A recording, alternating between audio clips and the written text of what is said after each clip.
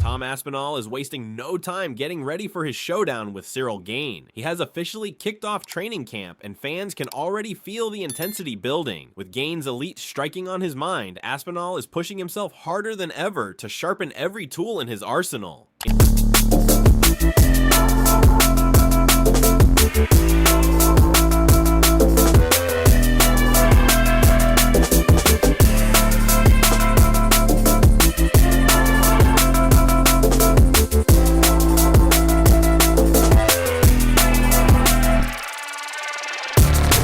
Aspinall's routine looks brutal, sparring multiple rounds to fine-tune his timing, hammering the heavy bag to build explosive power, and shadowboxing to stay fluid and precise. Every session is focused, every move calculated, as he works to blend speed, strength, and strategy for one of the biggest tests of his career. If I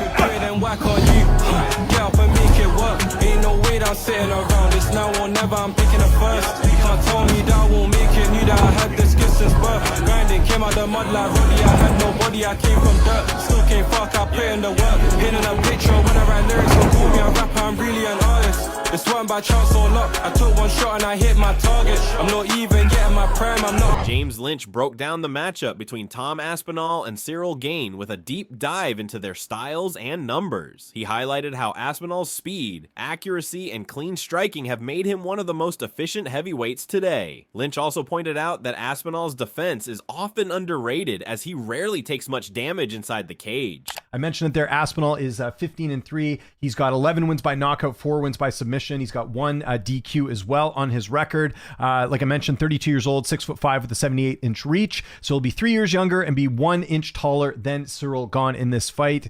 He's a BJJ black belt. He's got performance of the night 7 times. We're not going to go through all the names there, but yeah, pretty impressive that he's got performance of the night in pretty much all of his fights. He then compared their physical attributes and records, noting Gane's slight reach advantage, but emphasizing Aspinall's youth and activity. What stood out most was how Lynch framed Aspinall's rise, not just as a knockout artist, but as a well-rounded threat who's dangerous wherever the fight goes. Through all the names there, but yeah, pretty impressive that he's got performance of the night in pretty much all of his fights. Had his amateur debut way back in March of 2010. May of 2010, made his professional debut in December of 2014, made that UFC debut back in July of 2020 when he fought Jake Collier. He is 8-1 in the UFC. He's got 7 stoppage victories. Some notable wins include Andrei Arlovsky, Alexander Volkov. He actually has 2 wins over Volkov. Just the 1 win over Volkov. Why did I say 2? I was thinking of Gane. That's why. He's also got wins over Marcin Tybura, Sergey Pavlovich, Curtis Blades, and then he also has just 1 loss to Curtis Blades, but that was a knee injury, as you can see here, 15 seconds.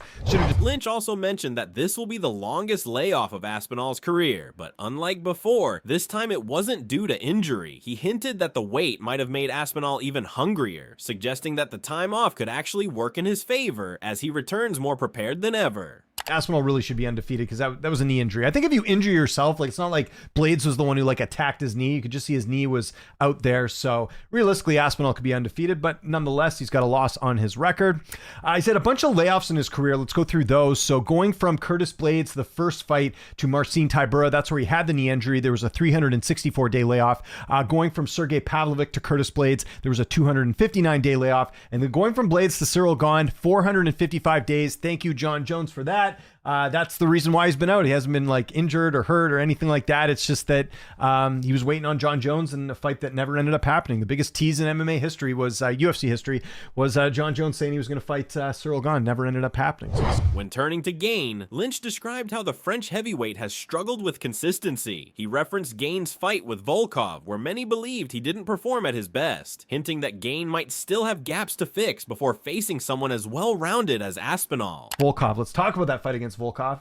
If you go to MMAdecisions.com, that's where the media can submit their scorecards. Check this out. 19 media members scored the fight for Alexander Volkov, one even scoring it 30-27. One media member, Danny Segura, scoring it for Cyril Gane. Don't know how he got that. I think I watched this fight and I felt like Volkov should have won. Don't want to say it's a robbery because, again, I think most people had it 29-28, but it's right up there. I did think Volkov won that fight, and I don't think Gane looked that good. As for his prediction, Lynch leaned toward Aspinall. He explained that while Gane is technically sharp, Aspinall has more finishing instincts and a dangerous ground game that Gane might not be ready for. Lynch believes Aspinall won't waste time trying to trade on the feet. Instead, he'll look to expose Gane's weaker areas once the fight hits the mat. Am I going on this one? I won't keep you guys in suspense any longer. I'm going with Tom Aspinall, and I'm going to be taking him by submission.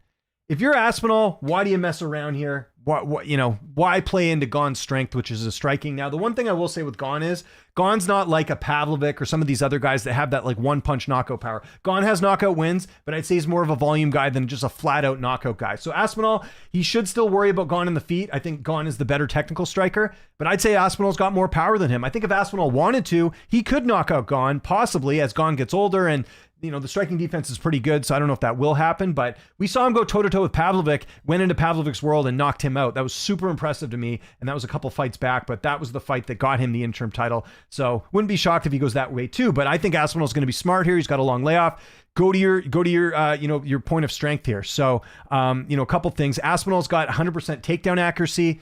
Don't know if that'll, I don't know if that'll remain 100% against Cyril Gane, but that's still really impressive. However, Lynch also left a bit of uncertainty. He mentioned Aspinall's cardio and how untested he is in later rounds, suggesting that if the fight goes long, things could get interesting. Still, he seemed confident that Aspinall has enough power, speed, and fight IQ to make a statement against Gane.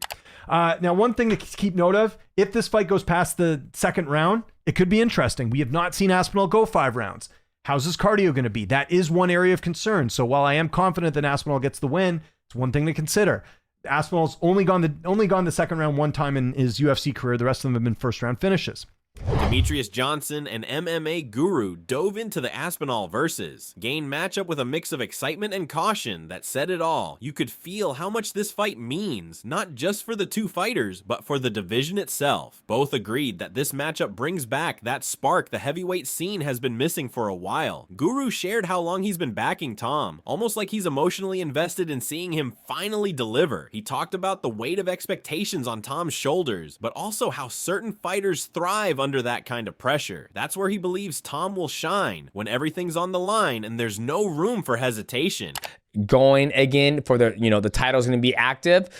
It should be a sick card. I mean, other than that, after those Jailton Almeida, Alexander Volkov is on that same card as well. So there's a good heavyweight.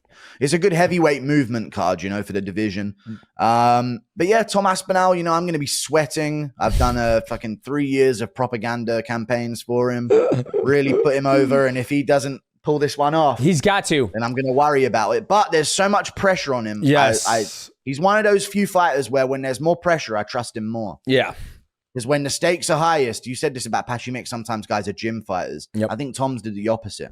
He broke down the matchup in a way that really built the anticipation. Gane came across as the slick technician who can pick his shots beautifully, but sometimes wavers when the pressure hits. Tom, meanwhile, was described as the composed finisher who turns calm into chaos when it counts. Guru didn't make it sound certain, but there was a quiet belief that Tom's temperament could be the difference.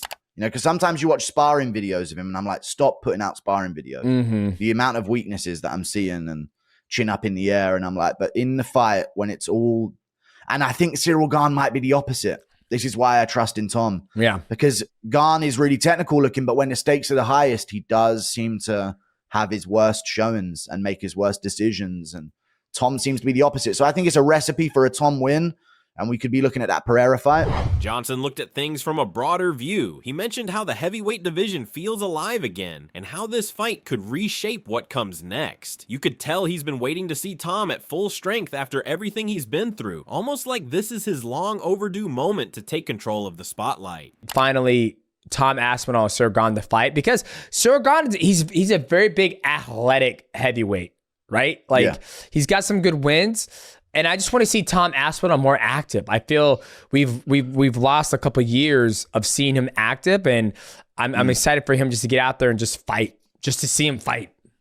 Yeah. Guru circled back to Tom's recent growth, the time in the gym, new sparring partners, and how that long break might have helped him more than people think. He didn't hype it up. Instead, it felt like someone quietly acknowledging a fighter who's been improving behind closed doors, waiting for the right time to show it. Yeah, true. I like that though for him, because I do think he was a bit green. You know, he doesn't have many fights. And because of his inactivity, you know, his knee injury after the first Blades fight and stuff kind of kept him out from a lot of that as well. So I kind of think this is going to be good. Maybe he's been refining things. He's got Ante Delija in the gym. He's got he's been training with Rico Verhoeven in his kickboxing. And I think this has been good for him. You know, he's even got my man, Phil de Fries, the GOAT himself. You know, he's some KSW heavyweight champion for the past decade or something. Like, he just keeps beating these guys at KSW heavyweight. But yeah, Tom Aspinall, I'm looking forward. While talking about the belt and Tom's training grind, the conversation shifted to something everyone's been waiting for, his personal thoughts on Ciryl Gane and the fight ahead. Tom didn't try to hide that he actually knows Gane quite well. They've spent time together, even shared a few laughs at events. But when the cage door closes, friendship takes a back seat. In his words, there's only room for one man in that moment, and that's how he sees it. For example, my next opponent I'm fighting, Ciryl Gane, I've spent a fair bit of time with him. Like, we've been on a few parties together. Yeah. We've met each other a few times. He's a cool guy. I didn't even think about but that. Yeah. It's me and him. Yeah. So it has to be him. Simple as that. Fair, bro.